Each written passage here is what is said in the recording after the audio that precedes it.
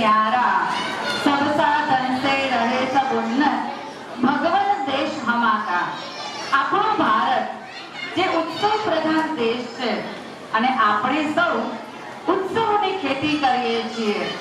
અહીં રંગ નોખા, ભાષા નોખી અને પહેરવેશ પણ નોખા, પરંતુ ભાષા ભલે નોખી પરંતુ ભાવના તો ભારત પ્રત્યે જ એક જ છે।